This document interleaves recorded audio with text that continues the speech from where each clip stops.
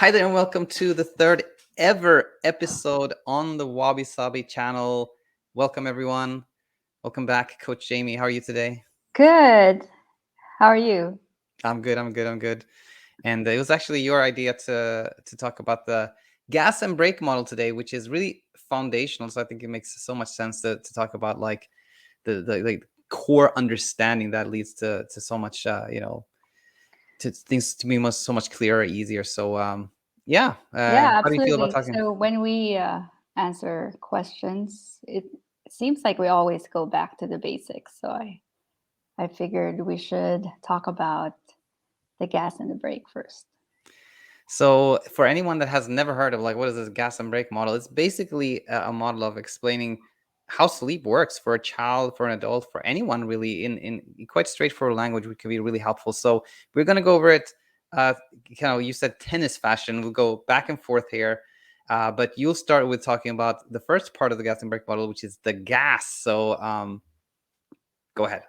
Right. So just this, yeah, and this is to simplify. We like simplifying things here. So the gas is basically what we call the sleep drive or homeostatic sleep drive, and what what it is really is the body's need for sleep at any given moment. So, and it increases in a linear fashion, which simply means that the longer you stay awake, the greater your sleep drive is when bedtime comes.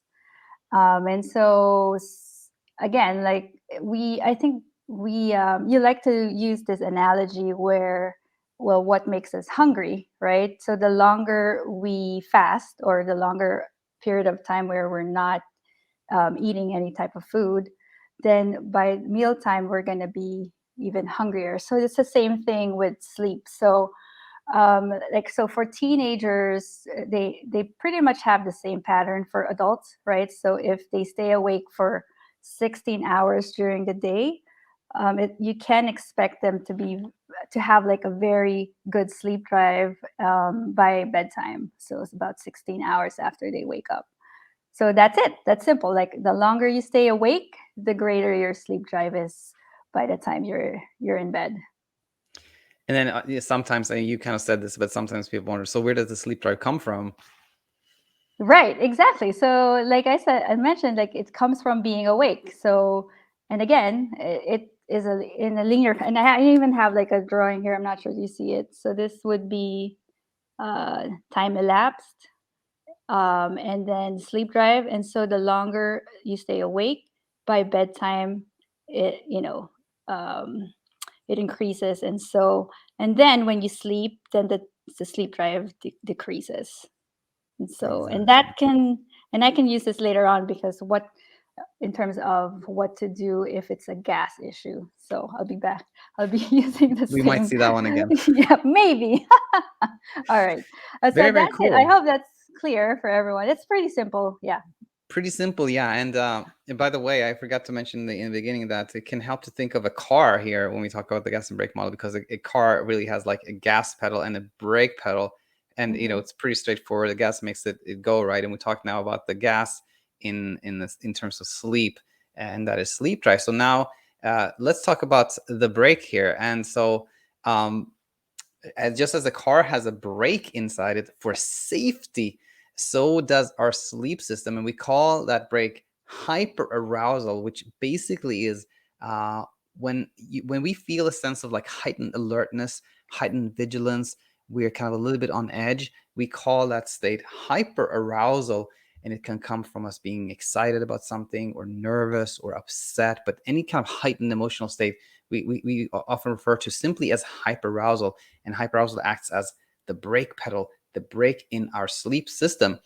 And sometimes we may wonder, like, why do we even have that? Like, that's just annoying. Like, I just want to sleep. But it's actually very practical and helpful. Just imagine that you're about to fall asleep, and you hear a smoke detector alarm go off. Like, you want that to wake you up. You want that to wake you up because you don't want to sleep when there's potential danger. So that's why we have a break in our sleep system. And you mentioned that hunger, or our eating system, it works similar to sleep in a sense that the longer we stay fasting, the hungrier we become. Hmm. But imagine if somebody's really really hungry and they are served like kidney pie, and they don't like kidney pie, then they immediately feel like, oh no, like their Or hunger just sometimes, goes away, yeah, right? or sometimes they associate the type of food to like something they choked on Yeah, something like in the that too. past. So that can definitely, although they're hungry, it can put a break on whether they want to eat something or not, right? Yeah. Which makes total sense when it's something that potentially is dangerous. Like we Dangerous, want that right? break, Yeah. in our eating system, and we have one in our sleep system too. And so that's the break. And basically, like, worries or feeling unsafe, when that keeps us awake, sometimes we can think that this is like, why am I so like, I just want to sleep, but but I'm also worried, like this is annoying. But in fact, you know the system is built that way. The fact that worries and feeling safe, like a kid not feeling safe, Yeah. And yeah, that it keeping us helps. awake is actually proof that it's working exactly as designed, right? It's exactly as designed. And if you look at it from an evolutionary perspective, right, back in the day, our ancestors needed to be hyper vigilant at night. Otherwise, they get eaten by predators or other dangers that are related to the circumstance back then. But yeah, I think our brains are just wired to keep us safe, and especially at nighttime, that feels like that's even more heightened. Yeah. Absolutely.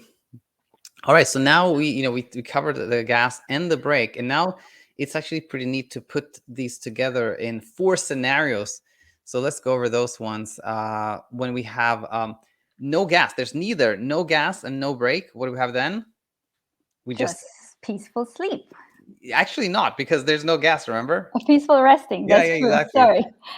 If there's no gas, we're not Yeah. gonna sleep. So But with if there's no no brake, gas, it's not gonna be yeah, like, right. So you're no gas, but then you're not hyper aroused. Then you're just resting peacefully in bed. Yeah. yeah, exactly. Just resting peacefully, just chilling out. How about this one? We have gas, like we are actually sleepy, but we're also hyper aroused. Well, this is the classic like insomnia scenario, where we have this, like, again, you can think of a car that is like driving, but the brake pedal is pushed in too. It's kind of Yeah. fitful. We might fall asleep, wake up again, Wake up not even again. sure we fell asleep. Typical insomnia, right? Yeah. And then we have no gas, but yes brake. So we have gas, we are sleepy, and we're also actually hyper aroused, which is just going to be like very uncomfortable. It's basically somebody who's not sleepy at all trying to force themselves to sleep, so to speak. And then finally we have yes gas and no break, which is we're sleepy but there's nothing keeping us from Peaceful sleeping, sleep. right? Right. And that's where we all want to be, right? At E- come bedtime. Yes. exactly. And now, before we go further here, I as I was speaking about these 4 scenarios, it was a little bit like the adult angle, where like we talk about like the break is often like worry and stress and anxiety and things like that. But when we have this break pushed in a, let's say, 3-year-old or 4-year-old, where would you say that kind of hyperarousal comes from? Right. So that's a good question because I think it's important to separate what I mean in terms of what we know as adult insomnia. They're usually the underlying fear is that they're scared of losing sleep or not being able to sleep at night. Most kids don't have that fear, as you know.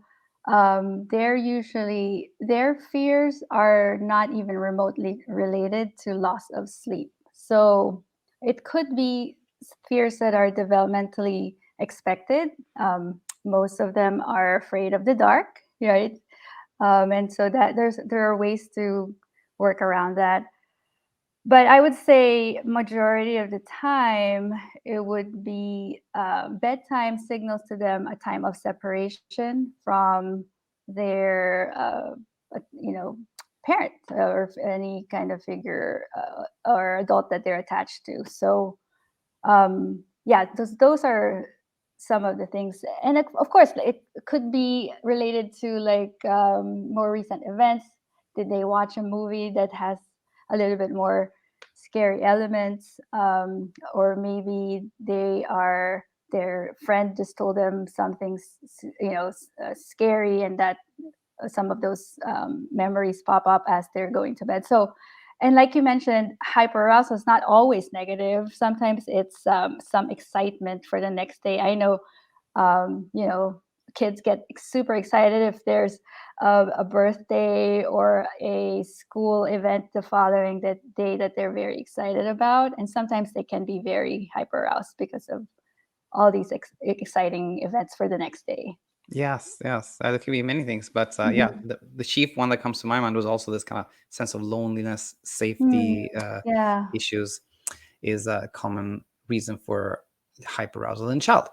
Now, I put down two teaching points here just before we run our diagnostic, where we're going to look at kind of like, which one is it and what should we do? And those teaching points are: number one, sleep is not complicated. I think this is such a big one because Yeah. oftentimes parents and adults, all of us can start looking at sleep as like something very strange, unusual, complicated, complex process. Like we're puzzled, we're bewildered, we don't know what to do, which in itself leads to hyperarousal and not sleeping right. So just seeing like, oh, this is it, nothing else really matters, can lead to so much relief. And so I think that's an important one. And then number two, I had to sneak this one in. Sleep hygiene is not what matters. Like, especially when it comes to, I think, parents. We hear so much about like you got to get the temperature right, the lighting right, screen time should be limited to this. Like, make sure you don't feed them pasta. I don't know, all kinds of things, right? Or warm milk, maybe right before bedtime, and not too much strenuous activities right before bedtime. So, like you're right. So this kind of adds to the layer of what seems like complexity around sleep. But like you mentioned in the first point, sleep is simple if we really think about it. Yep. 100%. All right, so now sticking with the like car analogy here. I know we're talking about humans, we're talking about children, we're talking about sleep, of course. But running a diagnostic, I kind of like that because it sounds like it sticks with the analogy. So um, if we think of sleep again as like, okay, there are two things that really matter, which is the gas and the brake. Then of course, when a child is like not sleeping, we can look at it as like, okay, either we have sort of a gas issue or a brake issue. So what can you give us some examples of gas issues and then how we know Yeah. it's a gas issue? I mean, I think you taught me this. Like, if it's a gas issue, it's usually a math. You just have to figure out the math, right? So, let's say you do have a preteen, they probably need around 9 hours of sleep. You can guesstimate, and so it's just figuring out where that 9 hours of sleep is happening, right? So, if it's usually sleeping at between so 9 hours, if they're sleeping between 10 p.m. to 7 a.m., then there's no issue. So that's great. But the problem is if they are napping too much in the afternoon, right? So if you this like they're very tired, they probably uh, didn't get enough sleep the night before, and then they decide to nap for 3.5 hours that afternoon. Well, you can't expect them to feel sleepy at 10 p.m., which is around their usual bedtime, right? So that can be a gas issue. The other thing would be some teenagers, they like to sleep in during the weekend, and so they, instead of waking up their usual time at 7 a.m., they decide, okay, I'm going to sleep in until 10 a.m. And so again, you can't expect them, because it takes the same amount of time for your sleep drive to build up, and so you really can't expect them to feel sleepy around their usual bedtime. So I would say potential gas issues would be um, sleeping too many hours for your nap time in the afternoon, or sleeping in too late some weekends. And I think those are your major gas issues. Yeah, there can't be anything else if you think about it, Yeah, because because gas again, means like, like you're yeah. sleeping sort of too much at a time where you shouldn't, quote unquote, shouldn't be sleeping. And when is that? Either it's in the morning or in the day, so it's napping or sleeping in, really, right? Well, the other thing I would want to point out is, again, if you do the math, I was like, okay, so you expect a teenager to sleep 9 hours, but sometimes the parents, they like, oh, you should sleep now, and it's only 7:30. And so what, and then this can be potential start as a gas issue that can potentially go into a hyperarousal issue because they are in bed at 8 p.m. when they're not, won't expect them to get sleepy until 10 p.m. And so they're potentially just tossing and turning in bed. And then, there's just, it's like, well, why can't I sleep? Right. So it initially is a gas issue that becomes like an hyperarousal issue. Yeah, that's a good segue into like, All right. So it's a good segue for possible hyperarousal issues. So you can talk about that more yeah, now. which I think there's actually not too much to add to that. Is basically we talked about how hyperarousal is, and I just wrote down some examples like Hmm. feeling unsafe, which I think is so common in the younger ones, and like for us, for adults or teenagers, that maybe worrying about sleep itself, or worrying about something else in life that Yeah, keeps us awake. yeah, and I would like, this is a, I mean, I would add to like a more you're talking about important teaching points, right? So we mentioned earlier that kids and usually preteens, well, I guess all the way up to age of 11 to 12, that they rarely are very fearful of the loss of sleep. But then when parents start honing and pressuring them, like, you gotta get sleep, you gotta go to bed, sleep is important. And I mean, if you don't sleep, then you're not gonna perform well tomorrow in your test. So I think with that, and then obviously those reminders come from a good place, but then you really want to be careful not for that fear to be to go from a place where they're really not worried about sleep to where like they're very very concerned about loss of sleep. So I think that's one important teaching point for parents to be careful about. Yeah, no, that's a great point and a great opportunity for people to like be mindful of that and not make their child have more More struggle than they otherwise would have, because inadvertently making them afraid of losing sleep, which of wasn't even losing where it sleep. began. Yeah, Yeah, exactly. Yeah. good point. And now, before we go to the what to do part, just one more comment on this, like the running a diagnostic part, which is like maybe for someone who has a younger child, and they're not really sure, like, okay, is this a gas thing or is it a break thing? And the sort of like the clue or the hint to me is sort of looking at your child's mood, if you will. If a child is like, they're not sleeping but they're happy, like the child who's like, they just want to play all night, they're like, just, they're in a great mood, and they're not bothered at all by the fact that they're awake. To me, that's like, that's a gas issue. They're just not sleepy. Versus a child who you can say is, they're upset or they're stressed or they're scared, they're awake and they're not happy about it. That signals that this is a break issue to me. That's right. Yeah. So okay, so what to do, if we have a gas issue, what should we do?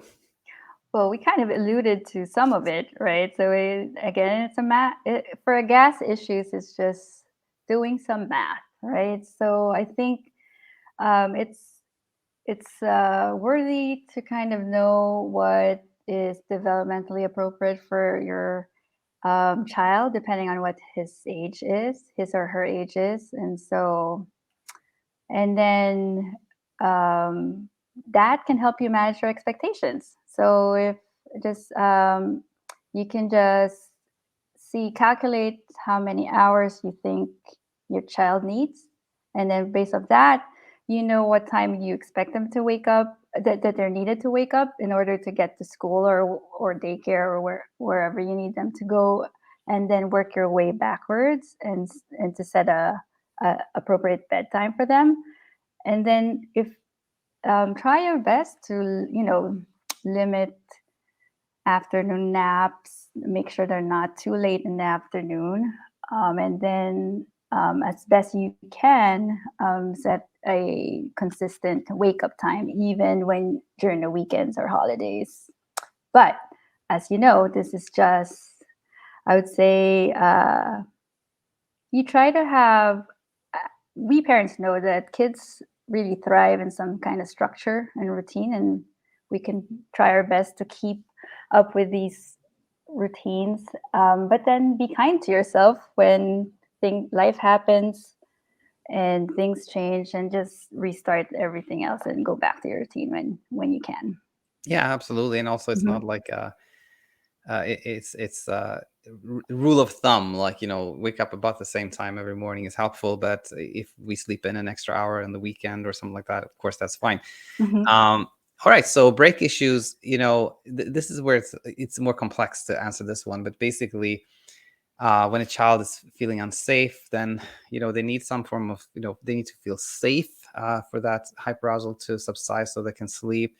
For older children and adults, it's maybe more related to actually education. They can actually sort of understand that, there is no real issue. I'm sort of afraid of something that isn't really frightening. Heart, what we call heart work, kind of inner work, and things like that, I think is what help with break issues. But it's hard to get more specific than that, because that's a big topic. But I think we summarized the Gassenbrick model nicely. We illustrated with some teaching points, and now we're going to look at a actual comment, one of the first comments ever on our new YouTube channel, and see if we can contextualize the Gassenbrick model in looking at this comment. So Benedimer said 9 days ago, as a comment on our first ever video, I love these concepts. I'm wondering if you have more information on to post on sleep for ages 0 to 5. I'm the kind of mom that nurses to sleep, and I believe breastfeeding and sleep are very interrelated at the younger age. Your philosophy on infant and toddler night wake ups, nursing back to sleep, and co-sleeping. And as I was reading this, I thought, we will do more content on, nursing back to sleep, co-sleeping, and some of these other topics. But your philosophy specifically on toddler night wake ups, I thought, we could. This is something that we could contextualize this gas and break model for that question. So, if somebody would say, my toddler wakes up and is staying awake for a long time, um, how would you contextualize kind of the gas and brake model in terms of that question or problem? So, so it's more likely a break problem, right? So if he's waking up and needing some sort of parental presence in order to fall back asleep, and then it's more likely a break issue. I don't know. What do you think? Yeah, yeah, I think I'm sure that's true. That said, I think that it could also be, where where I start thinking when I hear this is that, um, it's helpful to know that both adults and kids, we all actually wake up at night, right? We Hmm. all kind of wake up briefly, sort of scan the environment. If we feel safe, then we fall back asleep. And but if we wake up and we scan and we sort of like feel unsafe for any reason, then we stay awake. And so this is helpful because sometimes parents and adults say, like, I need to stop the awakenings, like I need to stop waking up, or I need to make my child stop waking up. Well, then we're missing something, which is that's normal. It's normal to wake up in itself. But when a child wakes up and then they're awake for a long time at night, then that's something different. And that could mean, exactly like you said, that the child wakes up, they may realize that they're alone, for example, and they feel scared, and then they're awake for a long time. So then we have a break issue. Or, and I think this is more rare, but yeah, a child could also wake up at night and then actually not be sleepy. And this could be that child who's like, in the middle of the night, they just want to play, and that could be a gas issue, and that could be like, That could be a okay, gas issue. you Yeah. know Yeah. so it could be one of both. But a little bit of context there in terms of that question. Very, very well. Any concluding remarks or anything you want to add?